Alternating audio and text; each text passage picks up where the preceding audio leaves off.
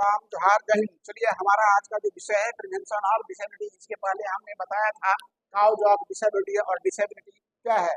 फिर मैंने जनरल रूप में बता दिया था कि cause of disability, prevention of disability and mitigation of disability and intervention of disability. पर मेरा आज का विषय है और वह है प्रिवेंशन ऑफ डिसेबिलिटी, यानी दिव्यांगता की रोकथाम। हम कैसे दिव्यांगता की रोकथाम करेंगे। मैं तो यहाँ दो चार शब्द लिख दिया हूँ, वर्ड लिख दिया हूँ, पर ये बहुत विदेश पेपर है। हम इसको बहुत निचोड़ करके आप लोगों को बताने और समझाने के लिए, कोई पूछ सके तो आप लोग बता सकें। अदरवाइज जीवन का नाम हंसाई होगी और आपकी भी नाम हंसाई होगी, मेरी भी नाम हंसाई होगी। बहुत निचोड़, बहुत संक्षिप्त लेकर के आए हैं। चलिए आप देखिए, तो पहला क्या है, प्राइमरी प्राइमरी रोकथाम क्या है। प्राइमरी मतलब प्राथमिक रोकथाम। तो प्राथमिक, इसको हम तीन भाग में बांटते हैं, मेनली थ्री, प्राइमरी, सेकेंडरी और टर्टियरी। ये आपका टर्टियरी क्या है, तृतीय आपका जो है, ये रियली तीन भाग में बांट करके हम समझेंगे कि दिव्यांगता को कैसे रोका जा सकता है। प्राथमिक हो गया, द्वितीय हो गया,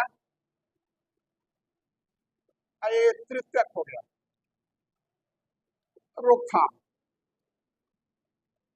रोकथाम, रोकथाम, प्राथमिक रोकथाम, द्वितीय रोकथाम, तृतीय रोकथाम, और एक है जनरल प्रिवेंशन, सामान्य रोकथाम।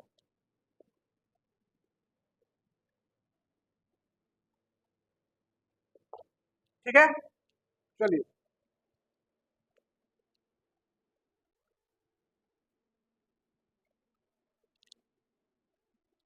प्राइमरी रोकथाम के बारे में हम जानना चाहते हैं।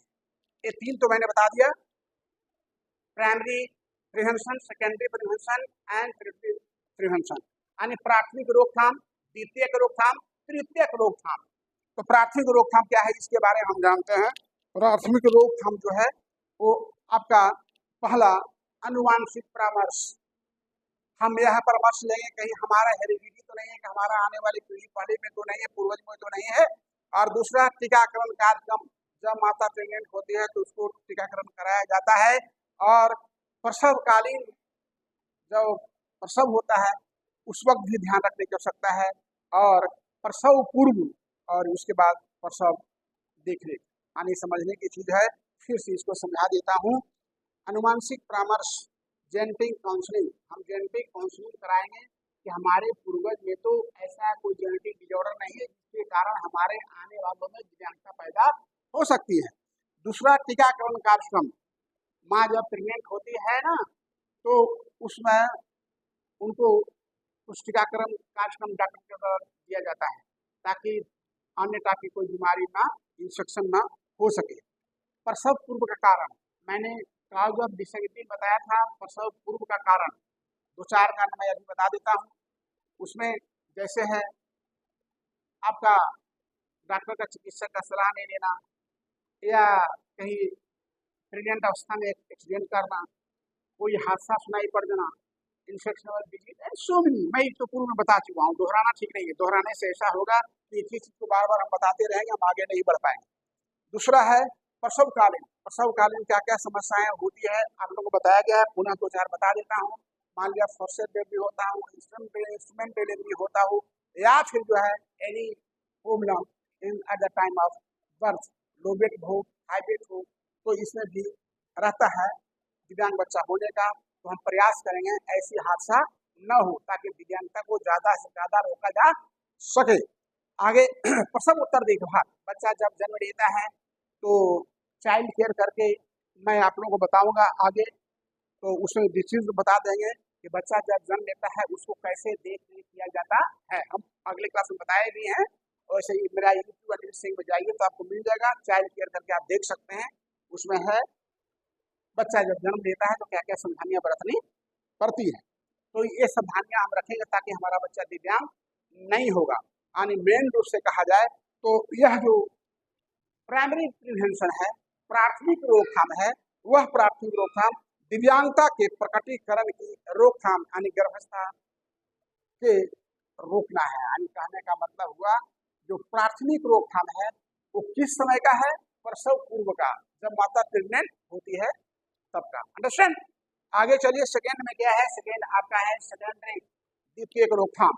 द्वितीयक रोकथाम क्या है? मूल रूप से अगर कहा जाए तो इसको आप जानिए कि दिव्यांगता की अवधारणा, जब दिव्यांगता की अवधारणा आ जाता है कि दिव्यांग, डॉक्टर कह दिया कि बच्चे में कुछ प्रॉब्लम है, तो समझिए कुछ होने वाला है। तो इस स्थिति में हमको इस गंभीरता को रोकना है। यानी द्वितीय रोकथाम क्या है कि जब बच्चा संभावना है कि दिव्यांग होने वाला है, तो हम उसको कैसे रोकें, उसके लिए क्या क्या प्रिकॉशन हम कर सकते हैं। तो क्या क्या प्रिकॉशन कर सकते हैं, चलिए आप आराम से सुनिए। एक है PKU, PKU लिख लीजिए। PKU क्वेश्चन आ जाएगा 1 नंबर। PKU का फुल फॉर्म लिखें, क्वेश्चन आ जाएगा 1 नंबर। PKU बहुत लोगों को मालूम नहीं है PKU। तो PKU जो है वह फेनिलकेटोनुरिया।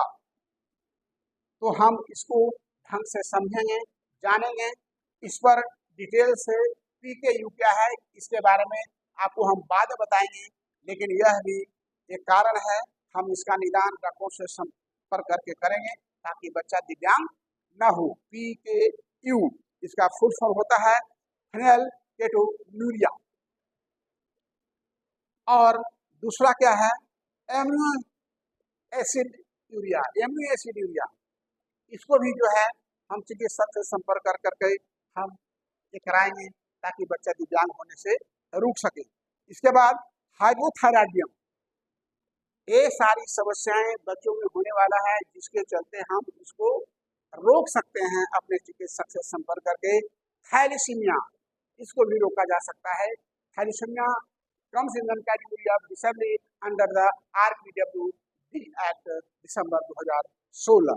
एंड अदर्स है, बच्चों में हीमोग्लोबिन नामक नवजात स्क्रीनिंग होता है, तो उसमें भी स्क्रीनिंग करा करके हम देखेंगे कि बच्चा में हीमोग्लोबिन जो मात्रा होना चाहिए वह है या नहीं है।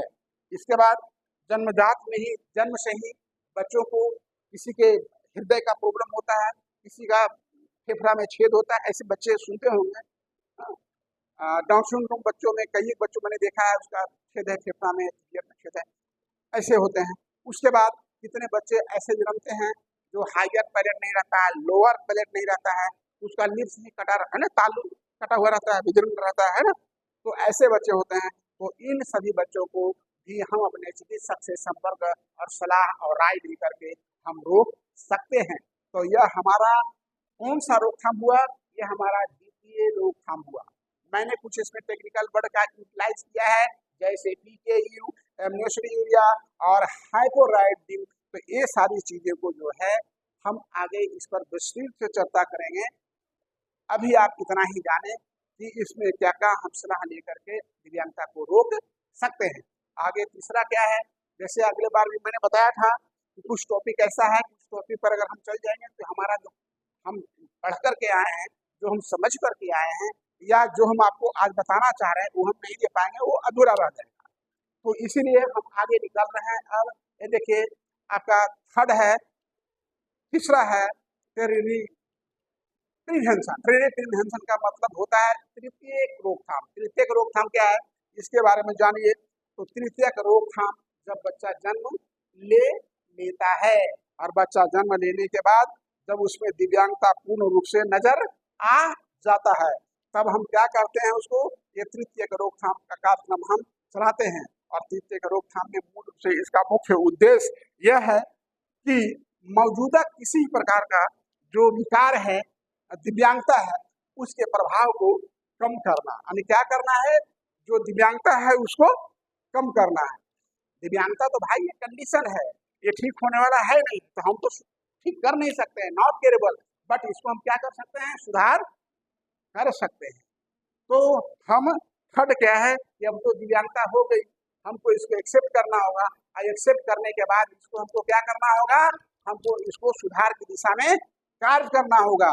जैसे किसी का कोई हाथ से प्रॉब्लम है और इसका शल्य चिकित्सा करके हम ठीक कर लेते हैं, तो ठीक करने के बाद अगर इस हाथ की एक्सरसाइज करना है तो यह एक बैक नहीं खुल पाएगा। देखते हैं ना, प्लास्टर कर देता है, ऐसे मोड़ देता है। मोड़ने के बाद क्या होता है कि ये खुलता नहीं है, तो उसके लिए फिर हमको सहायता होती है। किनकी सहायता? फिजियोथेरेपिस्ट की, जो धीरे धीरे एक्सरसाइज करके इसको सुधार में लाते हैं। तो अब तो दिव्यांग हो गए हैं, दिव्यांगता के सुधार के दिशा में कार्य करना है ताकि कुछ सुधार हो। तो इसको बोलते हैं तृतीयक प्रिवेंशन। एक प्रिवेंशन का तीसरा स्टेज है, फर्स्ट स्टेज, सेकेंड स्टेज और थर्ड स्टेज। ये तीसरा स्टेज है जो कि हम सुधार, उसमें सिर्फ सुधार होता है, रोग पूर्णतः नहीं हो सकता, बढ़ने से रोक सकता, वो बढ़ेगा नहीं। आगे क्या है देखिए, अल्टीमेटली लास्ट में जनरल प्रिवेंशन, सामान्य रोकथाम। अब सामान्य रोकथाम क्या है? सामान्य रोकथाम यह है कि हम अपने नजदीकी में शादी नहीं करेंगे, अपने भाई बहन आस पास पड़ोस नियर एंड डियर में शादी, जनरल प्रिवेंशन प्रिकॉशन। दूसरा, 18 वर्ष से नीचे, अब 35 वर्ष से ऊपर शादी नहीं करेंगे। 18 वर्ष से नीचे शादी करने पर संभावनाएं बनी रहती है, 35 वर्ष से ऊपर शादी करने पर भी संभावनाएं, जिससे भी बच्चा पैदा होने का संभावना बनी रहती है।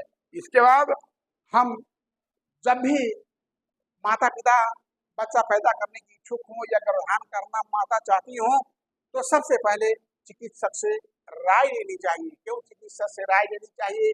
कि क्या हम गर्भधान करने के योग्य हैं, या सही है या नहीं है, हमारा यूटेरस ठीक है या नहीं है, डायबिटीज है या कोई अन्य प्रॉब्लम है जिसके कारण हमारे बच्चे में समस्या हो सकता है, तो हम उसको पहले ही चिकित्सक से मिल करके उसका निदान करा लेंगे।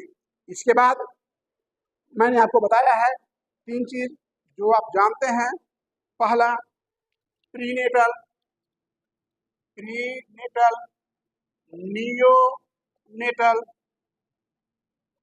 पोस्टनेटल।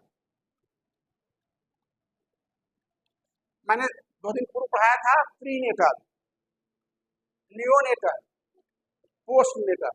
तो प्रीनेटल क्या है? जन्म से पहले। तो जन्म से पहले जितना कारण है, सभी कारण को हम चिकित्सक से राय लेकर के रोकने का प्रयास करेंगे। और जो नियोनेटल है, नियोनेटल मतलब एट द बर्थ, जन्म के वक्त। तो जन्म के वक्त जो जो कारण है पूर्व में सब आप लोगों को बताया हुआ है, चिकित्सक से राय लेकर के सावधानियां बरतेंगे ताकि दिव्यांग बच्चा पैदा न हो। उसके बाद क्या है? पोस्टनेटल। मैंने साफ शब्दों में कह दिया है कि जब बच्चा जन्म लेता है तो उसको देख रेख कैसे किया जाता है, उसके लिए उसकी माता की इसका ज्ञान जरूर होना चाहिए। अगर उसमें मान लिया गंदे कपड़े में बच्चा को रखेंगे तो निश्चित रूप से इंफेक्शन हो जाएगा बच्चे का। अगर डाइट ठीक से नहीं देंगे तो बच्चा कुपोषण का शिकार हो सकता है। तो इन सारी चीजों पर हम ध्यान रखेंगे। अब हमारा आज का जो प्रिवेंशन ऑफ डिसेबिलिटी है, यह वीडियो हम समाप्त करते हैं। नेक्स्ट हमारा वीडियो ऑन ट्यूजडे जो बनेगा वह होगा ईयरली आइडेंटिफिकेशन, और उसके बाद होगा ईयरली इंटरवेंशन। तब तक के लिए जय हिंद।